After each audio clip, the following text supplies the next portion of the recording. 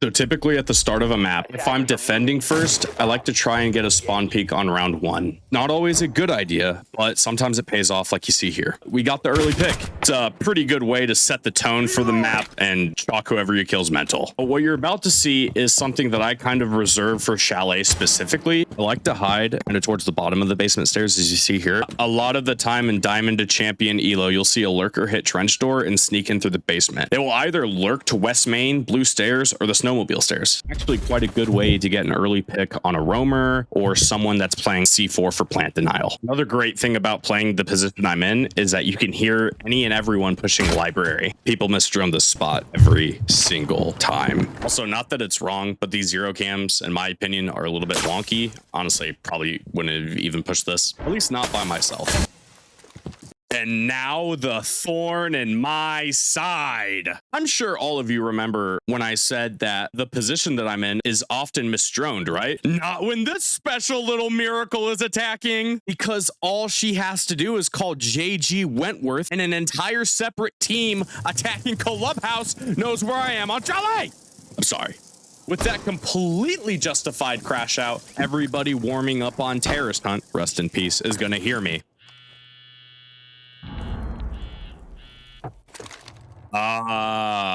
Guess not. Okay. This is one of the benefits of playing Basement Stairs on Chalet, or Harry Potter, if you want to call it that. You can literally hear anyone top mezzanine. If you're Vigil or anyone with an impact nade, semi-decent headset or IEMs, you can hear pretty much exactly where they're at. Not saying you're going to get a kill directly from the impact grenade. You might, probably not, but you can do some decent damage and scare the ever-living crap out of them, which is all the more worth it.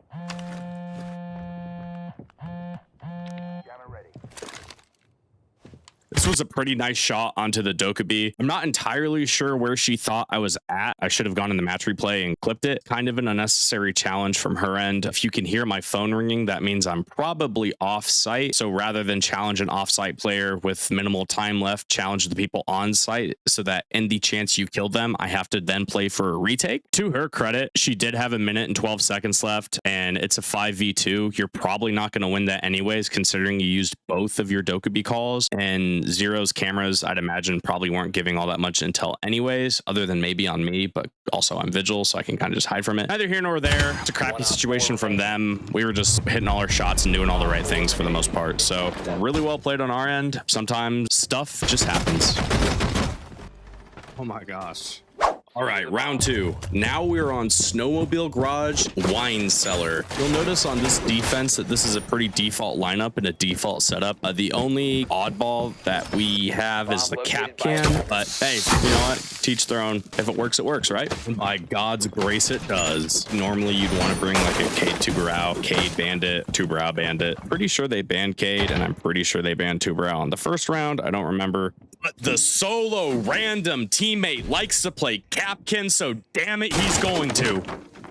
I'm not going to comment on their spawns. In the grand scheme of things, it's really not all that important. All I am going to say about this is the camera work on this round. Oh my gosh, dude. I actually killed it with that. Holy smokes. So it appears that the thermite is going to take trench and try and get that boiler wall open. Nothing wrong with that. It's actually a very, very good idea if you want to do like a split take or something like that. It does appear, or well, at the time, he was pushing it solo dolo. If you're thermite, don't push by yourself. As the sole hard breach for this attack, thermite has one of the most, if not the most important piece of utility in his pocket. If you lose that because you solo push trench and die, all chat gets turned on and you get flamed for the next 2 minutes. This is champion MMR. Why is Callie by herself standing outside Snowmobile Garage? Hey, there's thermite. And in typical solo queue fashion, there is no utility pairing.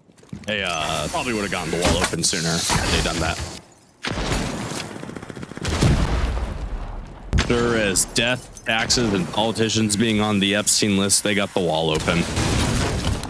And of course, I choose to swing it and get down. But nevertheless, our main character, hero, Superman Capcan to the rescue. Now, if you didn't know, there is a very good angle to open up, specifically if you're playing an ACOG, but really anyone can hold it. It's a matter of just getting it open, where you can play behind the wine cellar itself and look into bottom blue, and you can see the middle of the blue stairs and get an easy kill. Not nearly as easy as this Twitch killing our zombie though, which then sets up for a 3-2-1, which they can easily execute now that no one's actually holding that cross.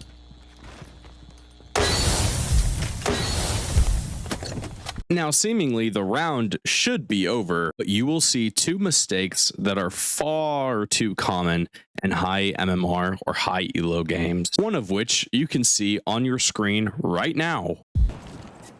Now, yeah, Ash probably should have been aware of this rotate hole. She probably was, but she was checking connector. Fair enough. But at the end of the day, you're not getting swung from connector, you're getting swung from the rotate. That said, had Ash actually peek the rotate hole that I'm in, 9 times out of 10, I lose that fight. Not just because it's Ash and she has an R4C and an ACOG and a small hitbox, but because of peeker's advantage. Now, this one, in my opinion, is a tad bit more egregious. The reason why is because as a thermite, if you're bringing smoke grenades, you should probably know the level of dispersion that your smoke grenades have. However, with that said, it's an honest mistake to make, and I kind of feel for him. Now, by some miracle, we were able to stop the plant and prevent a post-plant scenario playing against Twitch, Cali, and Thermite. It is now a 3v2 with a minute left and bomb down in sight. Let's watch that again.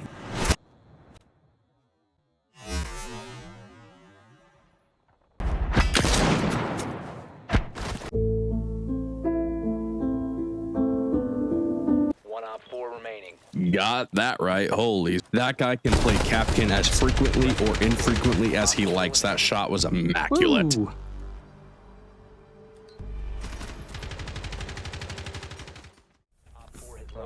It is now our third and final round of this chalet defense. It's gone pretty well so far, so we opted in to go into kitchen dining. It's a fairly default setup that we've got going on. Mute, Goyo, Aruni, Malusi, and Thorn are all very, very good on this site, especially Goyo and Thorn. Having a Goyo canister on the doorway and also having one in the hallway, pending the attackers don't shoot it too soon, is very, very good to have. You can position the Goyo in such a way in the hallway that you effectively need a Twitch drone to destroy the Goyo charge, and you can also set it so that the only people that can see the red portion of the canister are the defenders. We lost the opening pick. Our Aruni was offsite and got picked off by Dokubi. Aruni is one of those operators probably not the best idea to roam with, especially on this site when you have such an open area. Having that ACOG can be pretty crucial, but we lost it early. Not the end of the world. Definitely sucks to miss it, but shortly after that, Goyle gets a refrag. So that's Dokubi down and an Aruni down. I'd say that's a very, very good trade.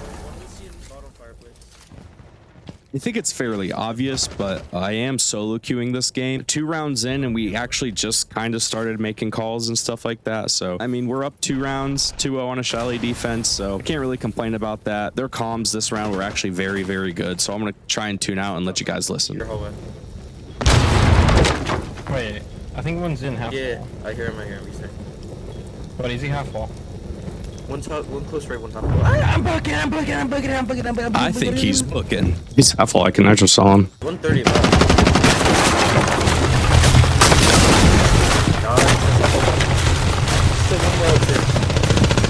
One's on my window.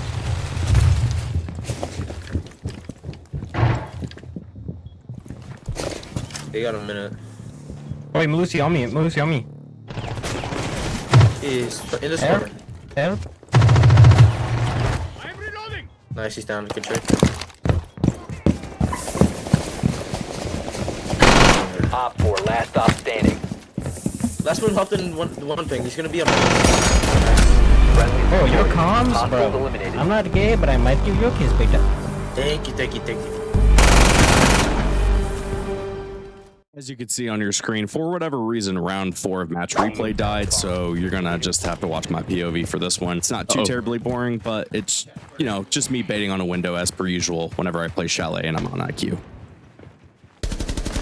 Unfortunately, that worked. And you might be wondering, well, no, it was very successful. That was a trade, was it not? Body for body, yes, that's a trade. However, you lost Cade, who has a TCSG with an ACOG, so you can play long angles, and you lost a Nitro Cell. And then if he just so happened to have the Electric Claws still in his pocket, he lost those two. I would not say that's a fair trade. At the end of the day, Siege is about taking risks sometimes, and he took a risk. Fledge went in with the shotgun, took a risk, got a kill, got refragged. This is just a risky round. Yo, one's off. Whoa, the tech there, dude. Where was good?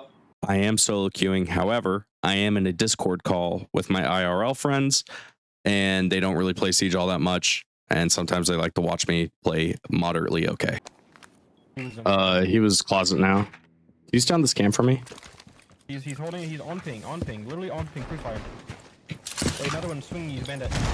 Now, it might seem like I'm baiting, and I kinda am. However, I am holding off the rotate. So people won't be able to rotate from bathroom. They won't be able to rotate from master, and they won't be able to rotate from closet. Hopefully. The Goyo sprinting by my screen earlier proves otherwise. However, it won't happen again, I promise. One's close to me, Thatcher. He's in piano. I'm just holding the window right now. This bandit might just be a burger because I've been here the entire round.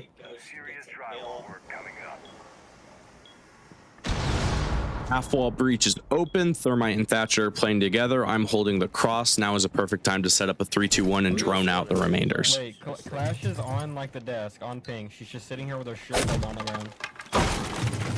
Other one's closet, sound call.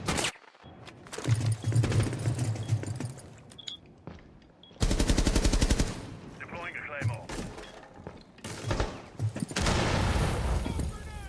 Still on ping.